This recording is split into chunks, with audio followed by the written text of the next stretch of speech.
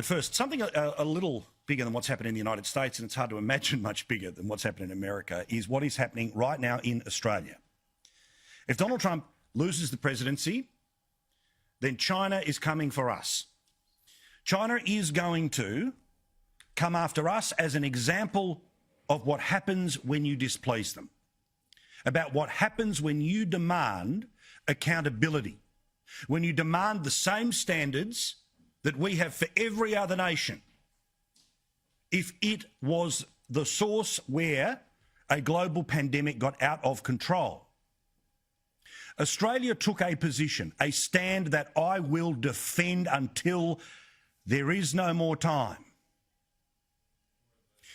That Australia demanded that we must know what China knew about a pandemic in their own country. We must know, why did they make the decision to cut off domestic flights from Wuhan, but the international ones that took the virus around the world were allowed to continue for another week? Australia demanded, because too many of our own citizens at that point had died, our freedoms, our liberties, our very ability to come and go from our homes was under threat. 1 million people have now died because of the plague that got out of control in China. But Australia is being punished because we want that accountability. Now, there is no part of me that in the harshest and most emotional moments of my coverage and conversation on this issue has suggested that we need to be heading over to Beijing with a set of handcuffs. We just need to know what they knew to make sure it doesn't happen again. But China has been using what is called economic coercion. Put simply, the way that China has been able to build islands in the South China Sea, literally extend their territory and no one says a word, is because they are the world's largest customer. There are people inside businesses in Australia, the United States, in Europe, who have made their fortune off China as the biggest customer. Australian governments need China to be the biggest customer. That's how you get royalties from mining. It's how you pay for hospital systems, police and education. You need people to buy your stuff. And 1 and a bit billion people is a lot of people to buy your stuff. Also, big business loves that they have been able to make stuff for cheaper than anywhere else in the world. Because China, while its rich are very rich, its poor are very poor. And what you may have as loose change in your car tonight could be a week's wages for these people. So what China does is, if you displease them, and China, as the totalitarian state that it is, reacts to accountability, equality of standards, as if you had said the most insulting thing about a leader's mother, as if you had spat in their eye. So what do? To punish you, they turn off the tap. That's what they do. Now, normally, most governments would fold because the business community is frightened, because the education community is frightened, because the money that lazy state governments rely upon is so often going back and through China. But our government did not bend. Our government wanted accountability, wanted China to be treated as the global power they are, to demand accountability. So you've seen it.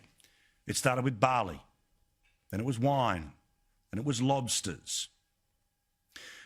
Well, the day after the presidential election, when it became clear that Trump's path to regaining power was more difficult than Biden's path to winning the White House, China today have put their foot down and now seek to punish Australia China wishes to treat Australia as the rogue state.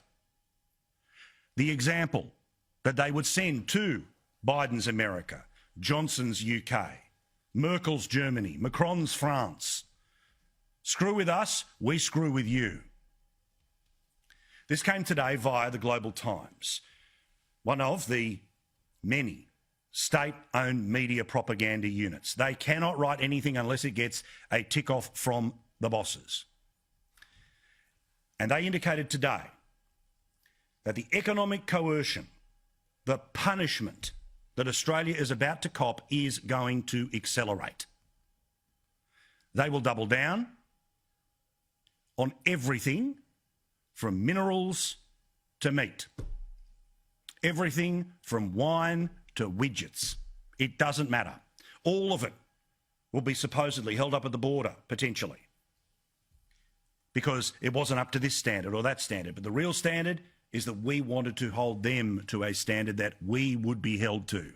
If a pandemic broke out in Melbourne tonight, we banned domestic flights, but international flights could keep going to every other capital. Guess what would happen? And guess what we'd be compelled to do?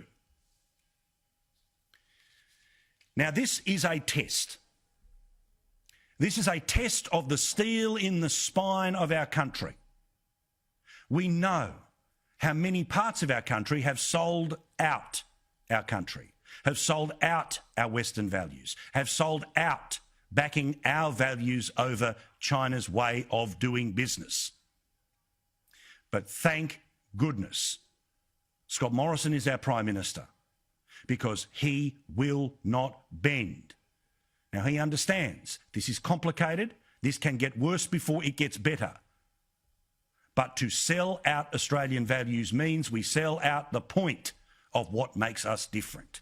Here's what he said today. Now, those issues are matters that the Trade Minister and I obviously have concerns about and are working closely with industry to pursue the appropriate channels within the relationship to seek to get some clarity and some resolution of those. But I simply note that what you've suggested is something that China has denied. And so that, you know, I can only refer you to what they've said they're not doing. And on that basis, I will take that at face value. Marise Pine is the Foreign Affairs Minister. She too is waiting for something to get a little more official here, rather than just the threats that are being sent through state-owned media. The reports of difficulty of goods accessing China are of concern to us, and we are continuing to seek clarity from Chinese authorities, both here in Australia and in China. There has been a consistent denial of any targeting of Australian products and a commitment spoken of in relation to observation of the trade rules, and we would encourage Chinese authorities to act in accord with those rules. All right, before we get to America, and I can't wait to talk to Miranda Devine, who is in the United States, Bronwyn Bishop, as always, our carryover champ, and Matt Canavan, who's there in Rockhampton in Queensland.